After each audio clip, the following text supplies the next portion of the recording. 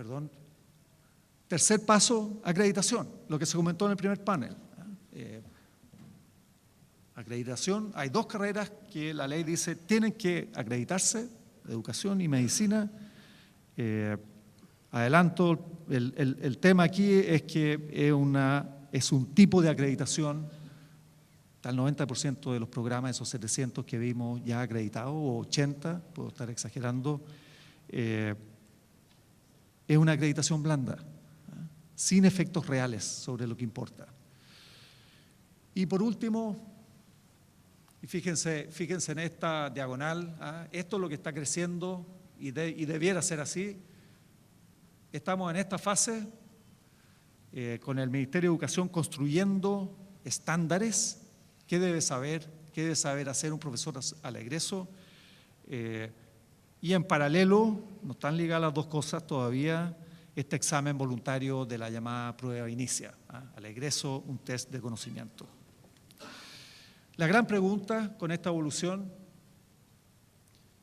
y qué es lo que hay aquí, es si estándares y prueba inicia se van a institucionalizar y van a ser obligatorios y mecanismos obligatorios de regulación del sistema. Me apuro, me quedan 4 minutos. Si uno piensa en términos de esquema consistente de aseguramiento de la calidad de este sector, hay que pensar en 3 dimensiones fundamentales.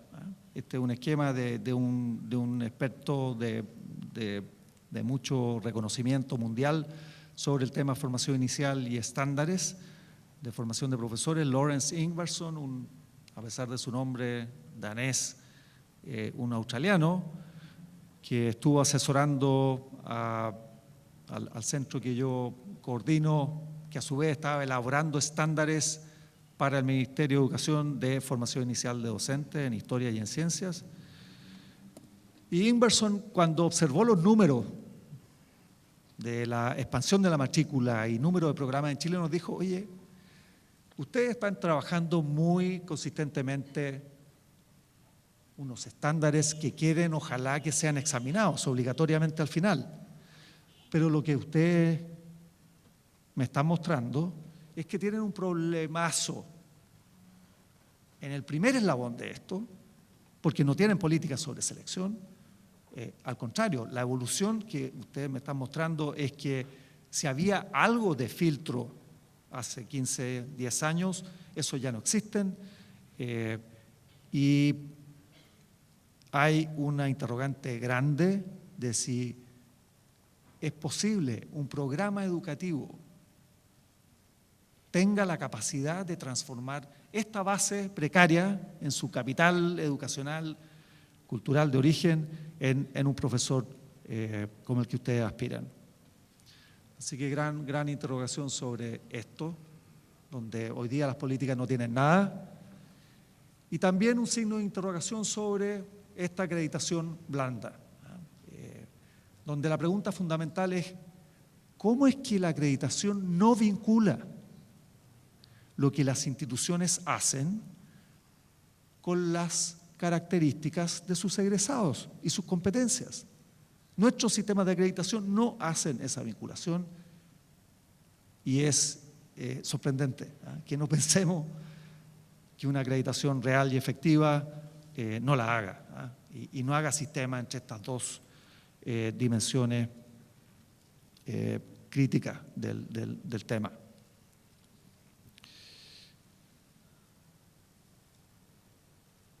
Entonces, si tenemos presente que un sistema de aseguramiento de calidad de formación de profesores tiene que preocuparse de selección, lo que pasa dentro de las facultades y al egreso, y con ese triple lente miramos lo que tenemos hoy día en términos de políticas, pasa lo que está en la lámina. No tenemos nada sobre el primer eslabón, al contrario, un proceso en curso de signos muy ominosos.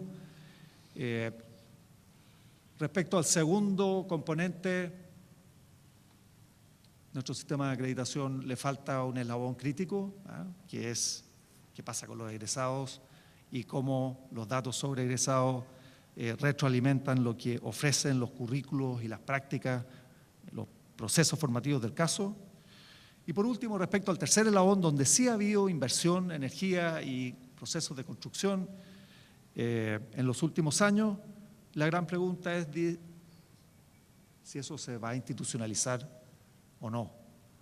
Y nuestra disputa ideológica sobre regulación y en qué grado o ninguna sobre un ámbito que no ha tenido históricamente regulación es lo que está hoy día completamente en el primer punto de la agenda. Se me acabó el tiempo, déjenme titular nada más el tercer tema. Desafío. Si miramos ya no el sistema, sino que desde una facultad de educación, ¿no?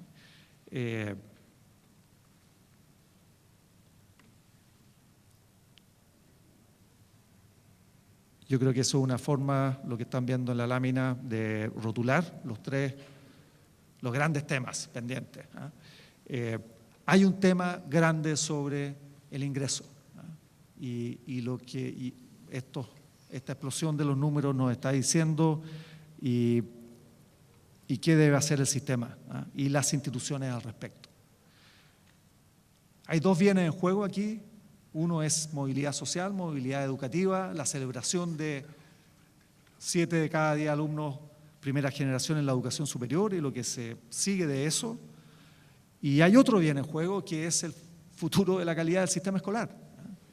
Y tal vez una pista aquí de reflexión, ¿no? De discernimiento político sobre esto, es distinguir a la profesión docente. Distinguirla como profesión estratégica. El futuro de la calidad del sistema escolar está completamente comprometido por lo que atinemos o no atinemos a hacer en este ámbito, que es estratégico. Si eso es así, ¿no procede acaso que esta profesión y este ingreso de alumnos a la educación superior esté sometido a unas reglas y unos incentivos y unas regulaciones especiales? Yo creo que respecto a selección ese es el gran tema, ¿no? Las facultades de educación, segundo desafío, han sido en el último cuarto de siglo, y por razones que tienen conexión con el periodo autoritario, pero no solo con eso, instituciones muy autorreferidas, muy vueltas hacia adentro, muy defensivas respecto al resto de las facultades, respecto al resto de las profesiones. Eso atenta contra la calidad de lo que aspiran a producir, ¿no? Y claramente en términos organizacionales, el cambio de signo aquí es de cierre a apertura, ¿no? Apertura al conocimiento de las otras facultades disciplinarias que las rodean en las universidades más completas, más complejas, apertura al sistema escolar, ¿no? Es una de las paradojas mayores en proceso rápido de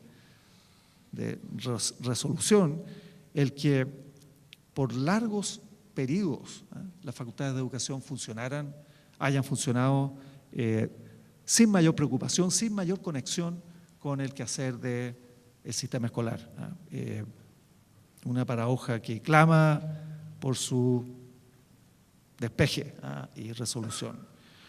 Y por último, un tercer desafío tiene que ver con la naturaleza del saber y las competencias que son procesadas en estos trayectos formativos que organizan estas instituciones, ¿no? Y muchos lo han diagnosticado antes. Ese saber se ha visto en forma un poquito desequilibrada, por eso la deficiencia en formación disciplinaria de los profesores de básica fundamentalmente, y las reformas curriculares en este ámbito tienen que hacerse cargo de que estos son los grandes 4 componentes de una formación adecuada de profesores en el mundo. Esto aquí converge, no hay dos opiniones sobre esto en la literatura comparada ni en las experiencias comparadas también de sistemas de formación de profesores robustos, ¿no? sólida formación disciplinaria, conocimiento disciplinario, aunque sea en el primer ciclo básico. Si tengo que manejar 5 formas de enseñar fracciones o enseñar la resta a niñez con requerimientos muy distintos, debo tener un conocimiento profundo del sistema decimal, por decir algo. Y lo mismo con lenguaje, en las disputas entre cómo se enseña a leer y escribir, si en forma holística o enseñando palabra a palabra o por sílabas. Incluso en el nivel más básico, supone conocimiento disciplinario profundo. Ese es el primer componente. El segundo es que ese conocimiento disciplinario, aunque este es el gran error del artículo 46G, no es suficiente. La pedagogía tiene que ver con unas capacidades de comunicación de la abstracción a alumnos, alumnas con requerimientos muy distintos, y ahí hay un conocimiento que es complejo, es sofisticado y muy exigente poder ponerlo en práctica, y que tiene un nombre ahora desde hace algunos años, esta integración entre disciplina y pedagogía, conocimiento pedagógico de las disciplinas. CPC, dice la literatura, siguiendo a Lee Schulman, un gran sabio de estas materias de Stanford. CPC, no es la Confederación de la Producción y el Comercio, es conocimiento pedagógico del contenido, esencia del saber profesional docente. Las prácticas tienen gran importancia y a la base de esta construcción formativa, unos valores, una moral de compromiso con una misión que es trascendental, que es trascendente, y que la tradición normalista y como el espíritu que más inspira a lo mejor de la profesión en Chile como en el resto del mundo, apela a esta base moral muy fuertemente. Es una profesión que tiene respecto a esta dimensión una textura especial. La formación tiene que reconocer eso, tiene que partir y alimentarse de eso en forma permanente.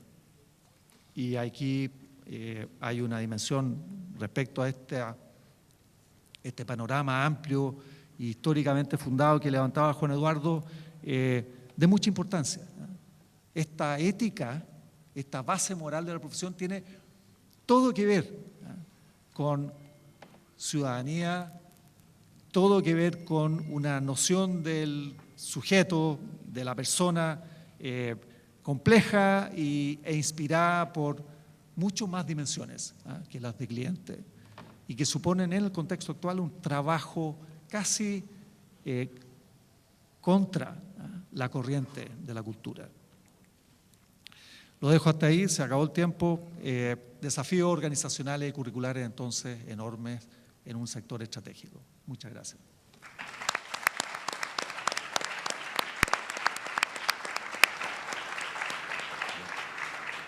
Muchas gracias, Cristian, por esta tan destacada exposición. Ahora vamos a pasar a nuestros comentaristas. 10 minutos. Partimos por don Mario Weissler. Muchas gracias. Como el tiempo es breve, me voy a ir directo al grano. Voy a concentrarme básicamente en la ponencia de Juan Eduardo, pero antes no puedo sino dejar de agregar algunos comentarios a lo que dijo Cristian. Yo creo que las cosas hay que decirlas sin eufemismo. Estamos frente a un negociado asqueroso. Pongámoslo claramente. 92.000 alumnos en carreras de educación, más o menos a 3 millones de pesos cada uno por la carrera, es un stock de negocio del orden de 500 millones de dólares. Y yo creo que aquí de lo que estamos hablando es de que posiblemente, Juan Eduardo, la próxima revolución que vamos a tener no va a ser de pingüinos escolares, sino de egresados sin pega, ¿no? No solo de pedagogía, pero mayoritariamente de pedagogía.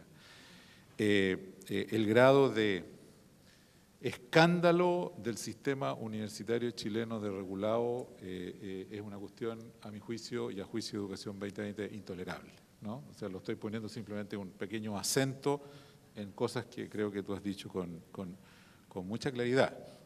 Y a mí me gustaría que alguien me explicara cómo corporaciones sin fines de lucro, que es lo que la ley dice que son las universidades, se transan en el mercado en $50 millones, $100 millones, a través de mecanismos de elusión. Aquí estamos a vista y paciencia de un escándalo nacional que la élite de Chile deja transcurrir de una manera grotesca, ¿no? Entonces lo dejo hasta ahí. Muchas gracias. Me voy a concentrar ahora en la ponencia de Juan Eduardo y parto diciendo que él muy rápidamente planteó 5 como propuestas básicas con las cuales yo no puedo sino estar en pleno acuerdo, ¿no? Así voy a tratar más bien de decir por qué es tan difícil que las propuestas básicas se puedan materializar y las consideraciones de economía política del problema. Y voy a tratar de hacerlo en 5 puntos muy escuetos, ojalá me alcance el tiempo. El primero, resaltar la gravedad del problema. Nosotros tenemos en Educación 2020 lo que llamamos la regla del 40%. 40% de los egresados de básica no entiende lo que lee, 40% de los egresados de secundaria no entiende lo que lee, 40% de los egresados de educación superior no entiende lo que lee y 40% de los pedagogos no entiende lo que lee al egresar. Por ponerlo en más o menos algo fácil de recordar. Y el segundo elemento del dramatismo del problema es que las segregaciones de resultados escolares que Juan Eduardo planteó no es solamente una segregación escolar, es una segregación social, de ingresos, geográfica, racial, de comunas, es decir, es una segregación. Tenemos un país ferozmente segregado.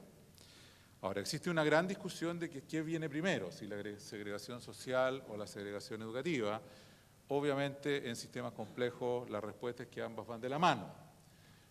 Lo que es nuestro planteamiento es que en este mezcolanza de segregación social y segregación educativa, la educación debiera ser la locomotora que empuje el carro de la equidad, no el vagón de cola del carro de la equidad, y eso claramente no se está cumpliendo.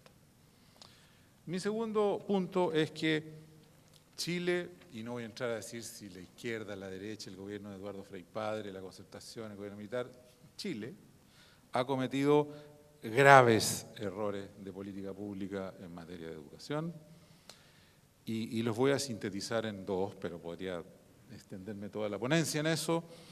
El primero es la creencia mítica de que primero había que mejorar la cobertura para después mejorar la calidad. Yo creo que eso fue un gravísimo error que ha generado irreversibilidades sistémicas, una de las cuales no menor es la destrucción de la carrera docente, ¿no? Y lo segundo es esta creencia mítica, absurda y estúpida de creer que hacer competir a las escuelas va a producir buenos resultados escolares. Y seamos claros, yo no estoy haciendo una afirmación ideológica en esto. Yo creo que aquí lo fundamental es que los cabros chicos entiendan lo que lean. Si alguien me demostrara que con un sistema de competencia entre escuelas, si alguien me mostrara un país en el planeta en el cual la competencia entre escuelas diera buenos resultados, entonces yo digo, fantástico, hagámoslas competir. Pero es que no conozco. Entonces, este invento chilensis de que vamos a generar un cuasi mercado educativo para lograr resultados educativos es una perversión sin límite, ¿ya? Lo cual no significa que sea políticamente fácil resolver esta perversión, que es el punto siguiente al cual me voy a referir. Tercer punto. Hay hoy día en Chile, en el 2010, la tormenta perfecta para el fin de la educación pública. Basta con que subamos la subvención, no la preferencial, sino la subvención normal, en 20 o 30 mil pesos, que no sería loco, para que con las cifras y datos que dio Juan Eduardo, digamos, la migración al sistema privado sea total. Nuevamente aquí no me hago reflexiones ideológicas.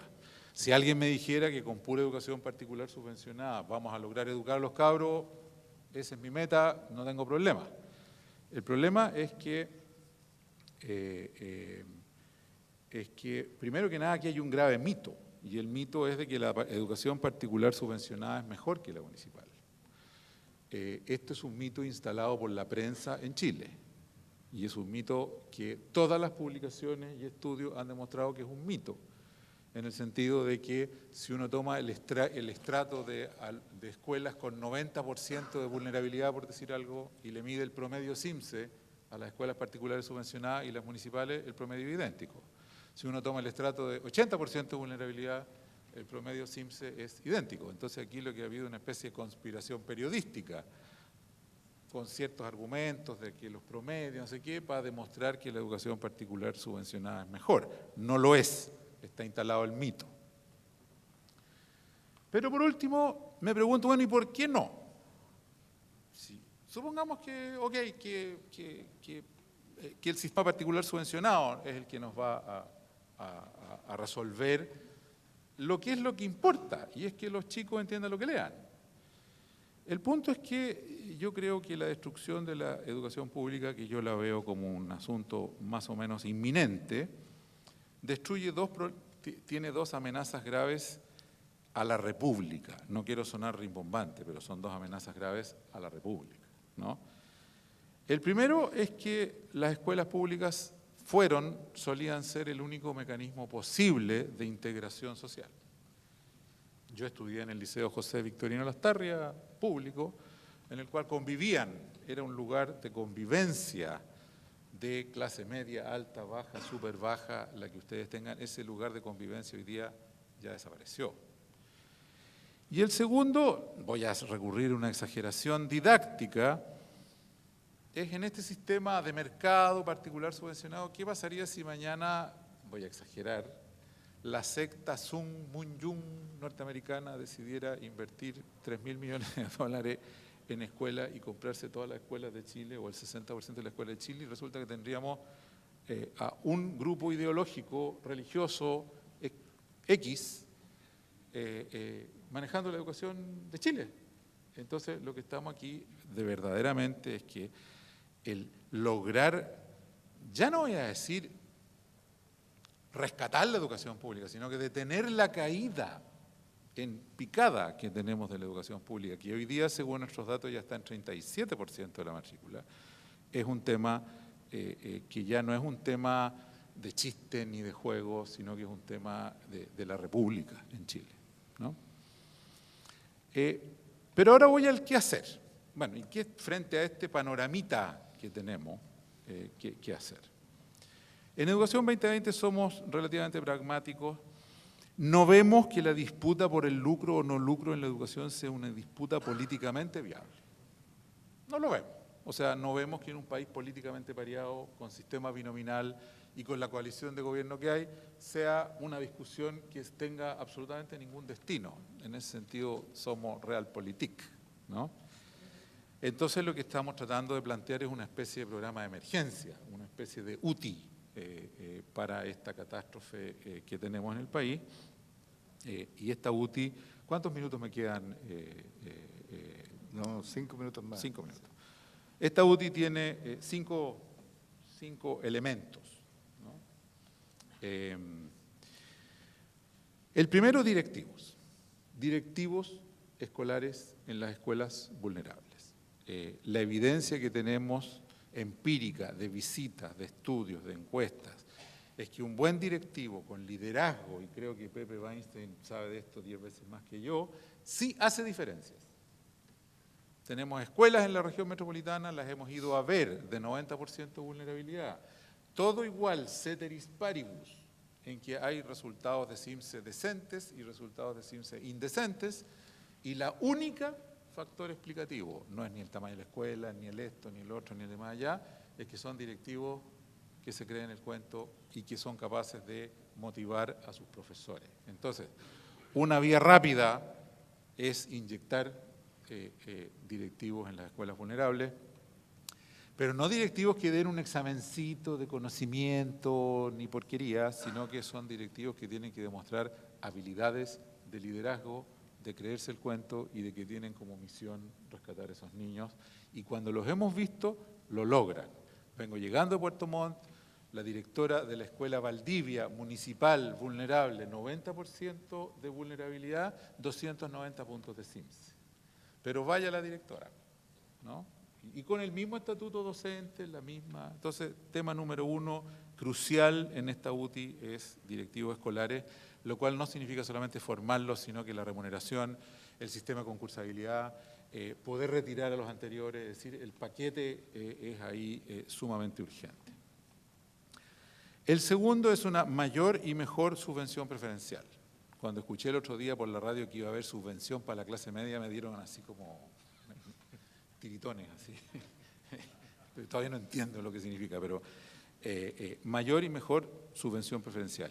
Mayor en cantidad, pero también mejor porque está diseñada por el enemigo, en el sentido de que la forma en que se puede gastar y en qué se puede gastar en los alumnos vulnerables no es precisamente la mejor. La medida más equitativa posible es que a las escuelas más vulnerables se les dote de más y mejores profesores para poder atender a los alumnos vulnerables. La tercera medida, que es la madre de todas las batallas políticas, es la carrera docente. Carrera docente que hoy día está destruida socialmente, económicamente. Y aquí la gran batalla que se avecina y en la cual el Colegio de Profesores ya está afilando, ¿no?, sus cuchillos, cómo va a ser esto. Y nuestra opinión, muy pragmática, insisto, nuestra meta aquí es salvar cabros chicos, no es ganar batalla ideológica, es que se ofrezca una carrera docente dual. Es decir, que los que quieran quedarse en la carrera docente antigua, que se queden, y los que tengan una nueva carrera docente, con requisitos feroces de ingreso a la carrera y con una remuneración acorde, digamos, a esto, puedan optar por una u otra carrera docente. Nosotros no vemos otro mecanismo de transición hacia la anhelada carrera de buenos profesores que sea políticamente factible, que no sea esta. El cuarto elemento es este que ya se mencionó, es el de la habilitación docente y directiva rigurosa. Es decir, nos parece que si el sistema sigue día a día inyectando malos directivos, demostradamente malos directivos, y malos profesores al sistema, vamos a estar pagando esta cuenta en 30 años más. Cada mal profesor que hoy día está ingresando al sistema, en promedio va a mal educar a 2.000 alumnos a lo largo de su carrera profesional.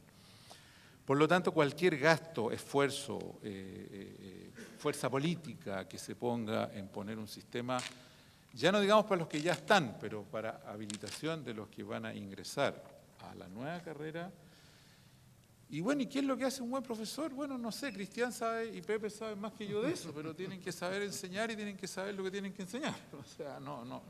Y tienen que tener también esta habilidad que nosotros llamamos creerse el cuento, ¿no? Creerse el cuento, si ustedes quieren, es una dimensión vaga y difícil de explicar, pero es como la belleza de las mujeres. Yo no la puedo explicar, pero cuando la veo, ¿no?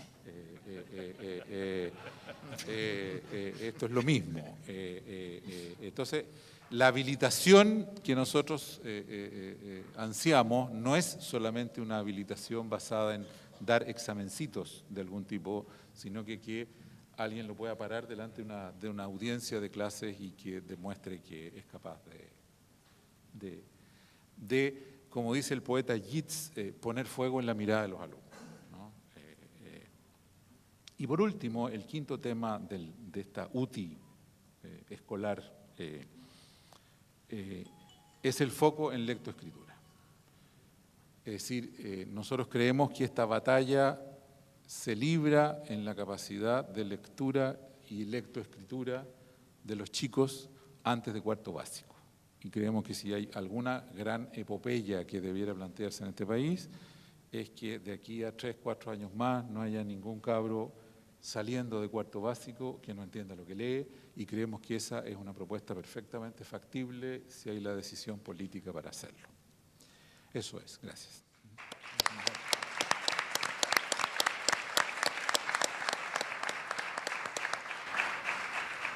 Muchas gracias, Mario, por tus comentarios. Y ahora el comentario de José Weinstein.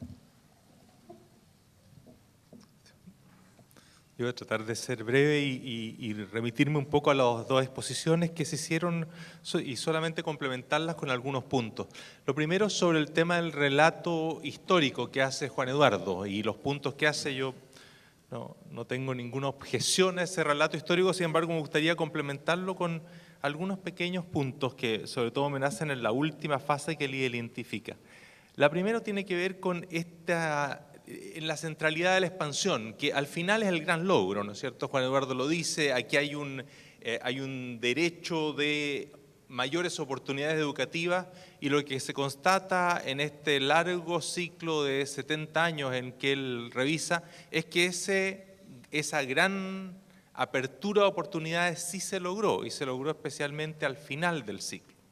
Y cuando uno dice, bueno, ¿por qué se logró esa gran apertura de oportunidades? ¿Qué fue lo que hizo Chile para que pudiese efectivamente hacer este cambio tan notable? Que de una generación a la siguiente, y Juan Eduardo lo mostraba, puede haber este salto, que en la misma casa y en la misma mesa almuercen generaciones que tienen niveles de escolaridad tan brutalmente distintos a favor. ¿Ya? Yo creo que ahí hay que hacerse una pregunta de qué hizo el país bien en ese sentido.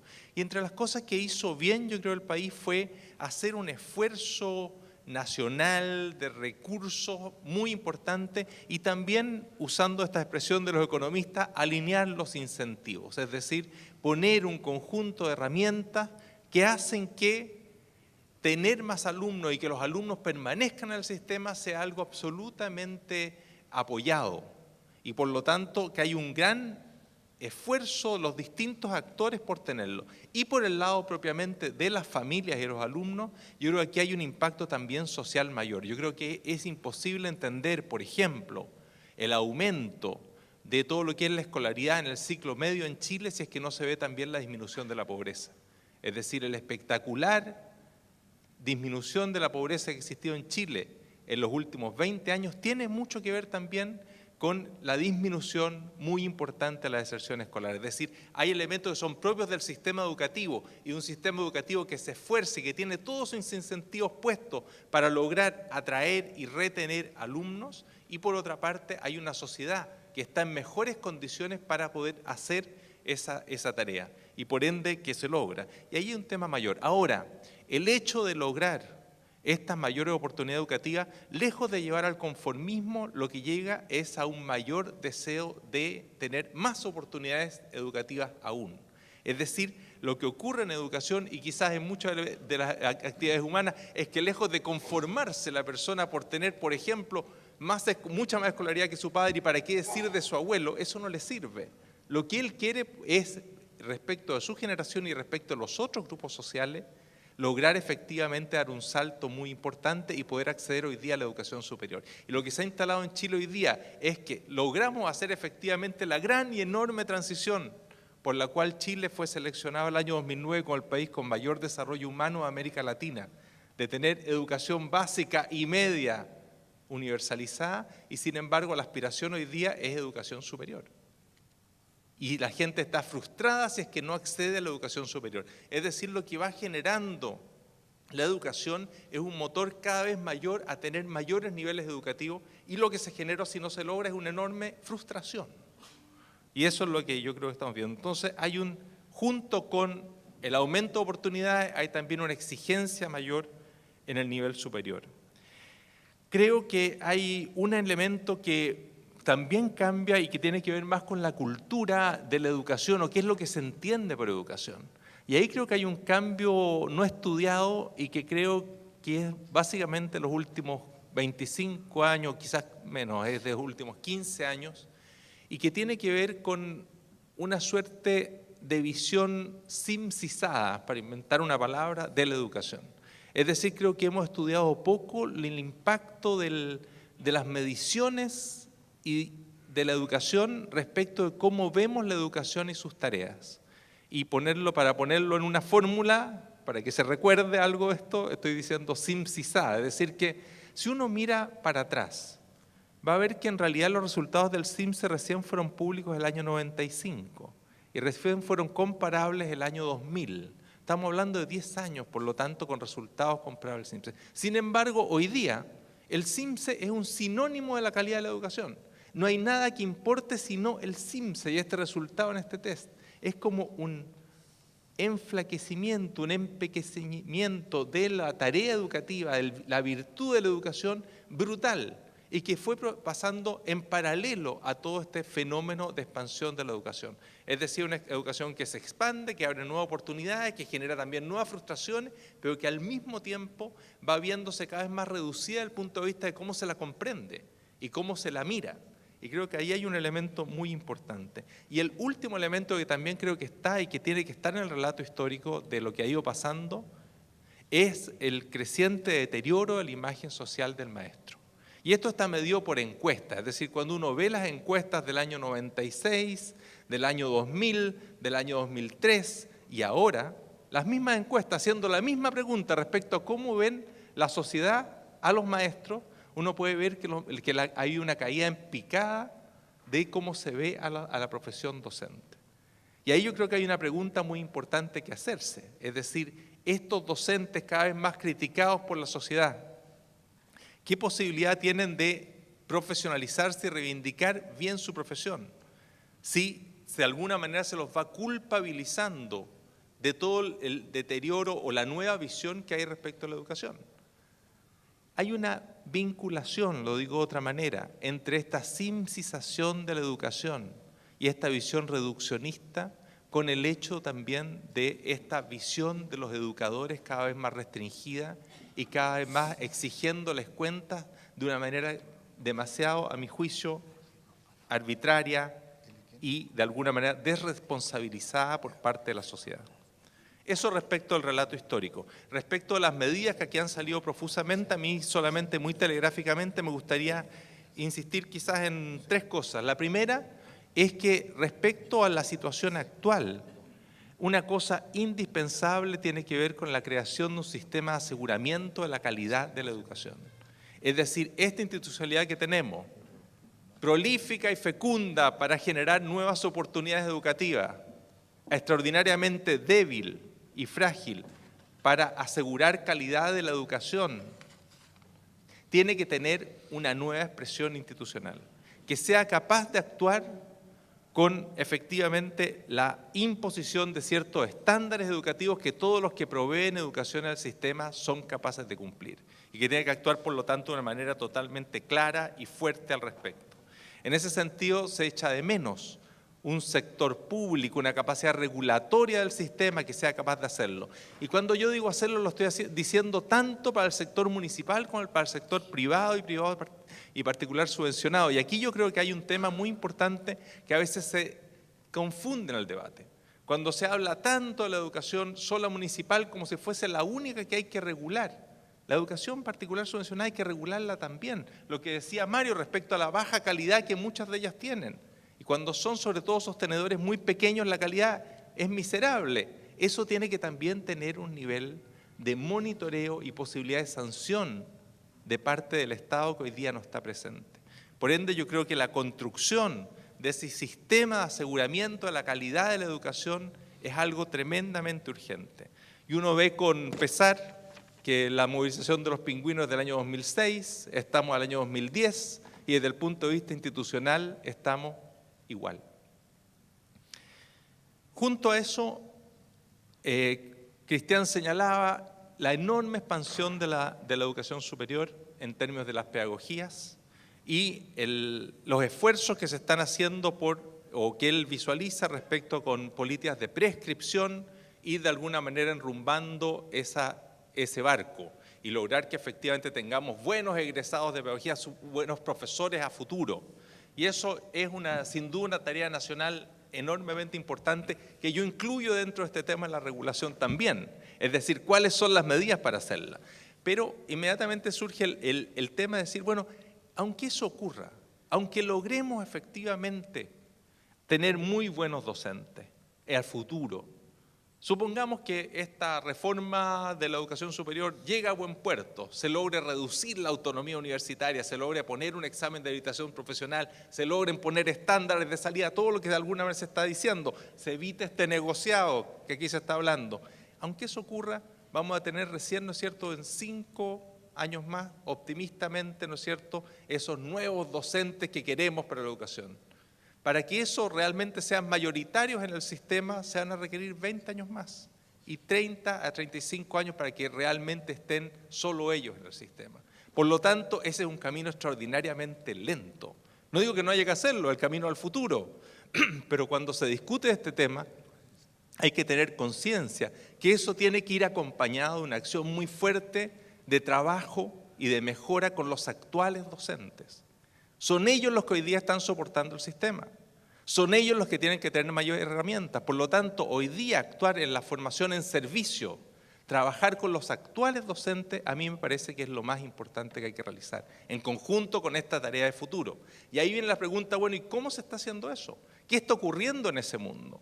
Y a mí un tema que me preocupa de verdad es el divorcio que existe muchas veces en el debate público y mediático respecto a lo que está pasando en las escuelas.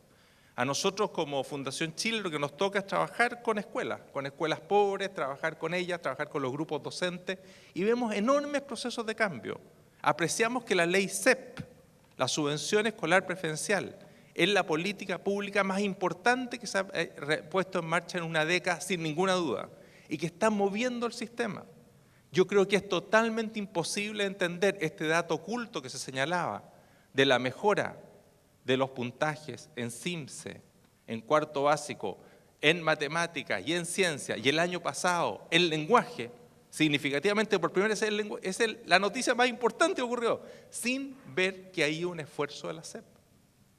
O sea, más bien que la SEP puso movimiento y generó condiciones, y no solo puso recursos, sino también puso presión y estándares que están moviendo al sistema. Y si uno empieza a escarbar esa pista, va a encontrar que ahí hay algo muy importante, que se puede mejorar sin ninguna duda. Entre otras cosas también hay que mejorar que sea igualmente importante la SEP no solo hasta cuarto básico, sino también de quinto octavo, que hoy día no lo es. Otra cosa incomprensible cuando se habla de creación de una nueva subvención. En fin, no abundo sobre el tema, pero lo que quiero decir es que hoy en día, junto con una formación inicial docente mejor regulada, con estándares, con mejor selección, etcétera, tiene que haber también una mantención y un fortalecimiento de todo el trabajo de apoyo a las escuelas pobres. Y que aquí se creó un modelo de apoyo con la SEP que es muy importante, pero que reposa sobre la idea de la asistencia técnica de calidad. Y esa es una tarea que hoy día hay que encarar con fuerza. Es decir, cómo se crean apoyos para que las comunidades docentes puedan mejorar. Lo que nosotros vemos en las escuelas no son docentes que no quieren mejorar, sino que no saben cómo hacerlo. No es que no sientan la presión del medio, la sienten enormemente. No es que no vean cómo se deteriora su imagen social. No es que no vean cómo muchos alumnos se van de la escuela. Quieren hacer el esfuerzo, ahora tienen más recursos, no saben bien cómo hacerlo. Y ahí es donde se necesita un apoyo importante. Y también se necesita, creo, que en los debates públicos lo que está ocurriendo en las escuelas tenga mucho mayor relevancia y vigencia que lo que se ve. Eso es tan evidente, por ejemplo, hoy día en cosas como que se empieza a hablar de más y más nuevas iniciativas. Se habla, ¿no es cierto?, de un servicio país para las escuelas y se olvida que hoy día hay 350 millones de dólares puestos en la ley de subvención escolar preferencial que están siendo ya muy mal gestionados y que pueden realmente hacer un cambio. Termino solo para que recuerden esta idea, ¿no es cierto?, con la ley que nos ilustrara con fuerza Michael Fullan, este educador canadiense que tuvimos aquí hace un par de años atrás, y él hablaba, mi regla es el 25-75. Entonces decíamos, bueno, ¿qué quiere decir este 25-75? Que es que el 25% del éxito de una política está en la formulación y el diseño, y el 75% está en la implementación. Y el gran problema que existe, por ejemplo, con el mundo político, es que el mundo político participa en el diseño, pero no en la implementación. Por lo tanto, cuando ya se sancionó la ley, vamos a la siguiente. Muchas gracias.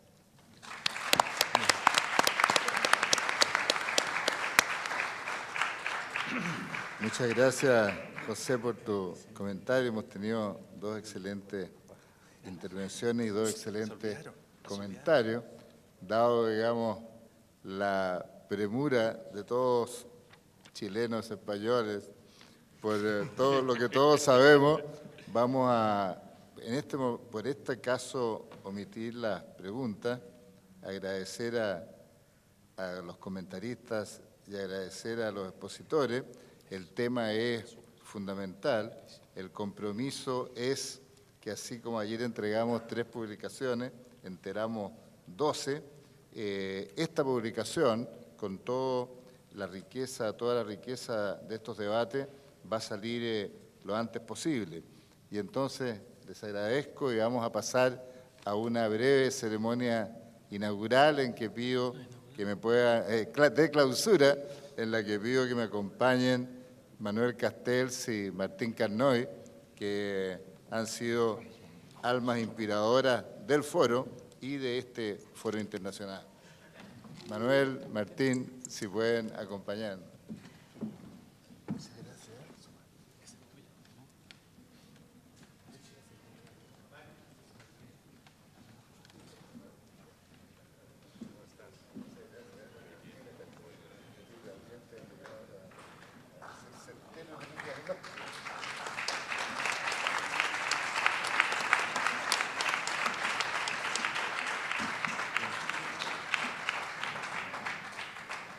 Martín Carnoy nos va a decir unas palabras.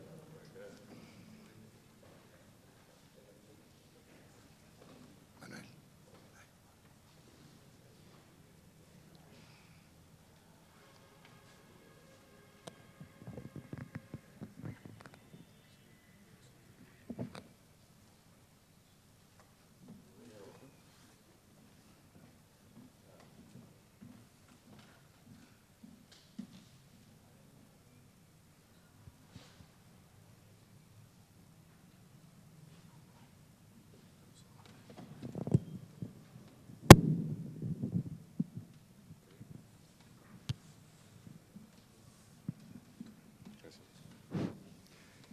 Yo tuve como me dijeron eso hace 5 minutos. Por eso voy a ser muy breve por la no preparación de mis comentarios. Resumir tantas cosas rápidamente es difícil, pero voy a, en vez de resumir una discusión de 2 días en educación, voy a hacer 4 o 5 breves comentarios.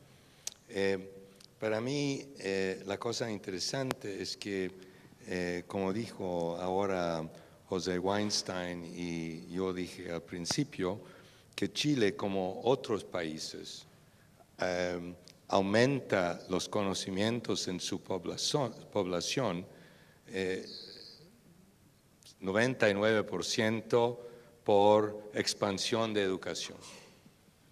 Esto quiere decir una persona que queda en la educación 12 o 14 años en vez de 8 años, suponemos que tiene más conocimiento después de 12 a 14 y hay evidencia que lo tiene. Por eso es la forma de hacerlo en todo el mundo. Hay muy pocos países que han logrado en estos últimos 30 años, con toda la presión de mejorar la educación, han mejorado la educación de cada año, de cada grado.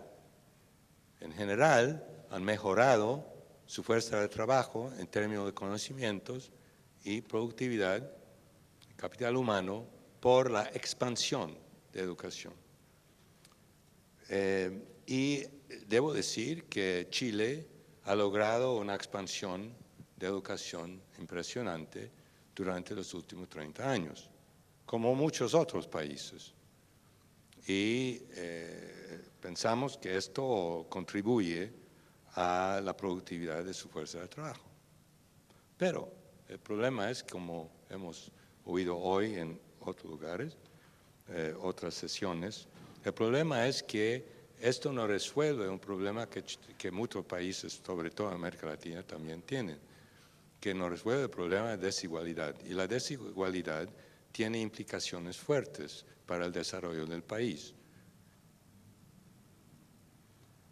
Mi observación es que en esta discusión de la educación y cómo la educación puede resolver, la calidad, que es importante, Aumentar la calidad es importante, sobre todo para los niños más marginalizados.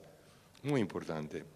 Pero mi observación es que el debate, y esta mañana fue, antes de esta sesión, fue muy clara, que el debate sobre educación se queda en cierta forma congelado en términos de competencia entre el sector privado y el sector público.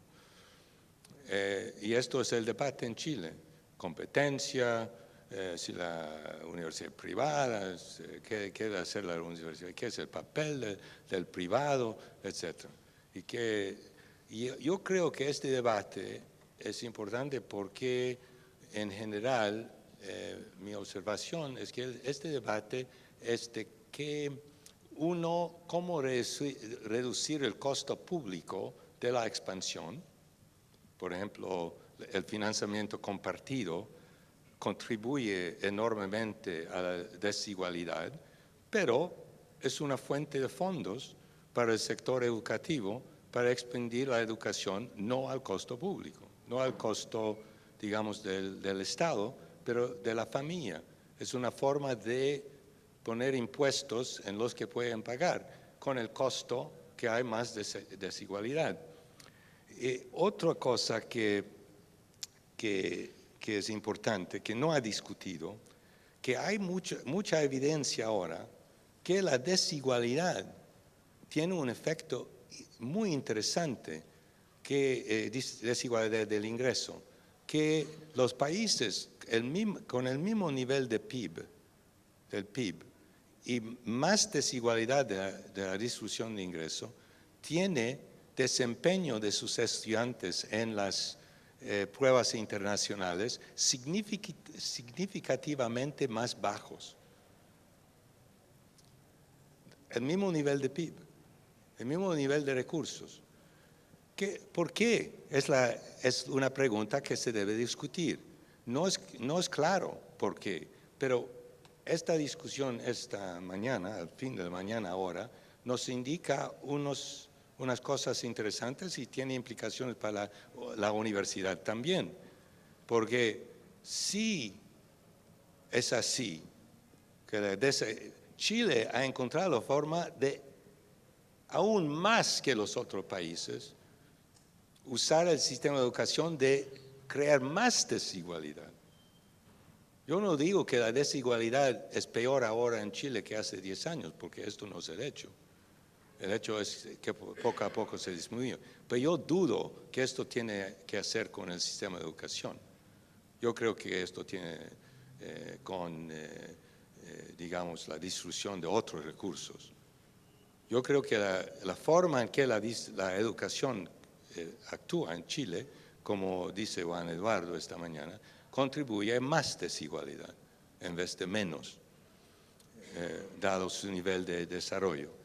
Y si esto es el caso, yo creo que es porque hay una falta de buenos recursos, hay una falta de discusión de qué pasa, en vez de acusar al sector público de ser malo, deben pensar por qué el sector privado es tan malo. Yo no hablo de privado subvencionado, yo hablo de privado pagado.